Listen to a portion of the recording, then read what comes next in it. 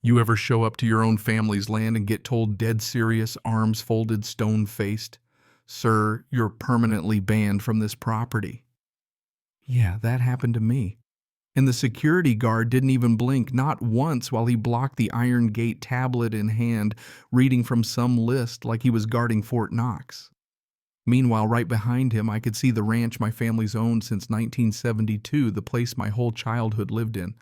I held up my old key, the one my granddad gave me years ago, hoping for a crack in the armor. "My grandfather's dying in a hospital right now. Let me through."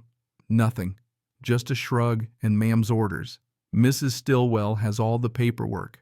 Turn around or I'll call the sheriff." You ever been so mad your hands shake? Not from fear, but from pure volcanic rage. Someone had stolen everything while my grandfather was lying unconscious fighting for his life.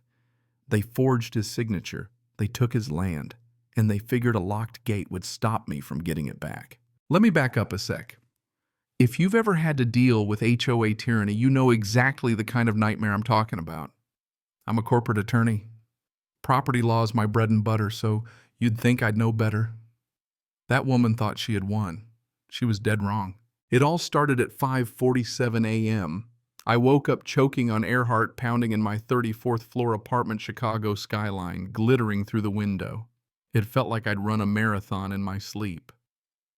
In the dream, my grandpa was standing in front of this massive iron gate, rust, bleeding down the bars like old wounds. Behind him, a field of wilted sunflowers, all drooping their heads. He looked at me with these eyes full of what fear a warning. "Brennan, you have to come home. Don't let them take what our family built." Then the gate slammed between us. I woke up drenched in sweat, pulse racing. I tried to shake it off. Grandpa Heron was tough as nails, 78 years old, still up at 5 every morning to feed the horses, survived droughts, recessions, even losing Grandma 15 years ago. A bad dream didn't mean anything. But then I saw the missed call, Texas area code number I didn't recognize. Before I could think, the phone rang again. The voice was pure professional nurse, I guessed. "This is Harris County General Hospital. I'm calling about your grandfather, Harlan Collier." My mouth went dry. "What happened?" Paused long enough to tell me everything before she even spoke. "Your grandfather suffered a severe hemorrhagic stroke last night. He's unresponsive in the ICU in a medically induced coma. You should come as soon as possible." 8 years. That's how long since I'd set foot on that ranch. 8 years since I told my dad I was done with the guilt trips and the accusations, done picking family over my own life. And now my grandpa, the man who raised me when my parents were too busy fighting to notice I existed, was dying. I hadn't even said goodbye. I'd lied, told him I'd visit soon, call every week. I never did. The guilt hit me like a sucker punch. I booked the first flight out of O'Hare, canceled everything at work, packed in a daze.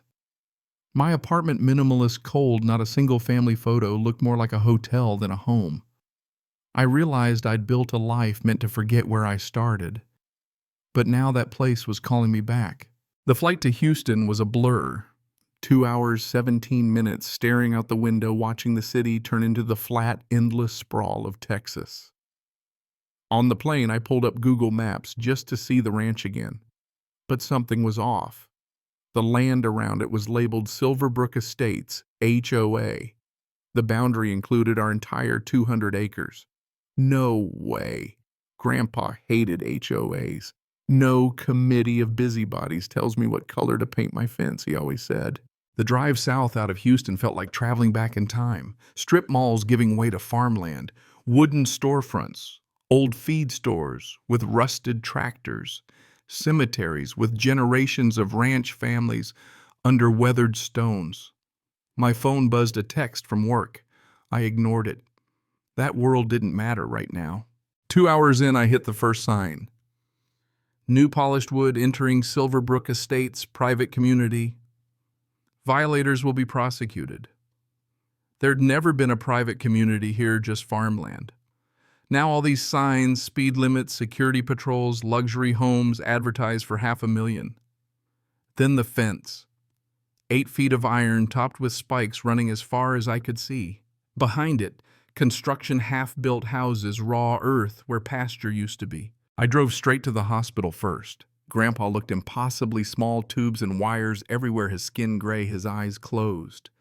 I sat by his side, told him about my life. My regrets said I was sorry for leaving.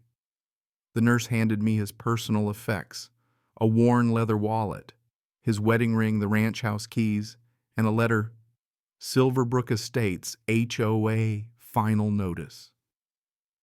Banned from his own land for repeated violations, dated 3 weeks ago. I gripped his cold hand and promised right there I'd get it back. The drive to the ranch after that was gut-wrenching.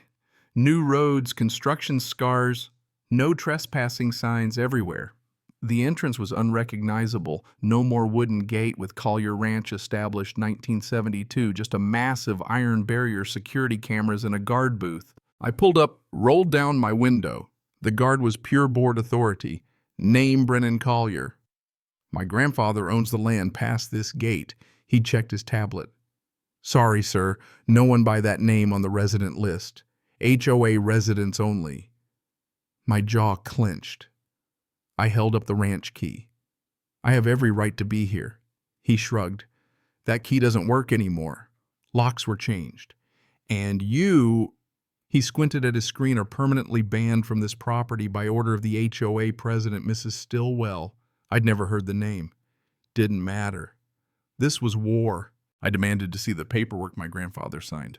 The guard stonewalled me. Confidential HOA business. Residents only.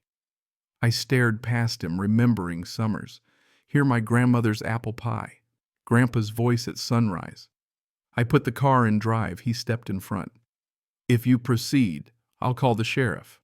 Another guard appeared, hand on his belt. Pepper spray gun. Didn't matter. I backed off. I needed to be smart, not reckless. I pulled off just outside camera range and called a colleague in Chicago, a paralegal who specialized in property records. Find me everything on Silverbrook Estates, HOA in Harris County. Formation docs, property transfers, anything. And find out who Stillwell is.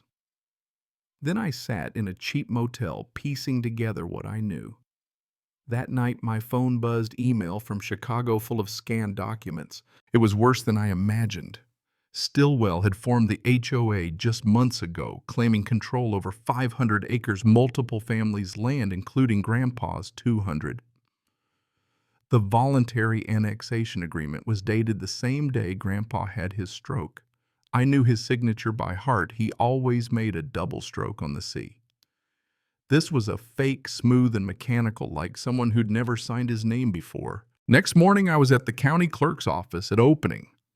I pulled every document on Collier property for the last 6 months. The paper trail was clear 2 weeks after the fake annexation. A deed amended the property over to the Silverbrook Estates Trust. All signed while Grandpa was unconscious. I took photos of everything. At Grandpa's bank, it got even uglier. $150,000 in cash withdrawals while he was still in the hospital. The manager checked. Power of attorney filed 2 months ago, Mrs. Stillwell. My blood went cold. Grandpa never even knew her. That afternoon, for the first time in 3 years, I called my father. He answered with, "So you finally decided to show up." Typical. But when I asked about Stillwell, his voice shifted, angry, scared. She tried to buy the land. Grandpa refused. Then the threats started. Letters strangers driving by mailbox knocked down. Then he collapsed in the kitchen.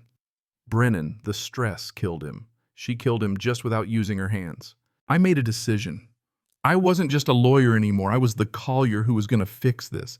I called my FBI contact in Dallas, told her everything: wire fraud, forgery, elder abuse. Then I prepared an emergency injunction. That night I drove to the ranch again, but not the front gate. Grandpa always had a back way, a gap in the old fence hidden by mesquite. Somebody had chained it, but bolt cutters fixed that. The ranch house stood dark, gutted, doors hanging, furniture overturned. Somebody had already ransacked the place. The safe was empty. But then I remembered Grandma's old oak cabinet. She once showed me a secret compartment, said every woman needs a hiding place. Behind the wedding photo, it was still there, a USB drive. Just as I found it, headlights swept through the window, then sirens, deputies, and Mrs. Stillwell herself standing tall and smug in a designer suit, watching as I was handcuffed and shoved in the back of a patrol car. You know, the county jail really does smell like bleach and desperation. I hid the USB drive in my jacket, lining a trick I picked up from a former client. The next morning, Stillwell came to see me herself, pearls and all. "Walk away. I'll pay you double the market value," she purred. I just laughed. "Why pay double for land you say you already own?" Her mask slipped for a second, cold, dangerous. "You don't know who you're up against. Lady, neither do you. The evidence is in my jacket and the FBI is on speed dial." She stormed out. 3 hours later, my colleague posted my bail. I walked out straight into sunlight and hope. My phone buzzed a text from the hospital. Grandpa was awake. Against every prediction, he pulled through. When I saw him, his hand squeezed mine, weak but certain. "The cabinet," he whispered.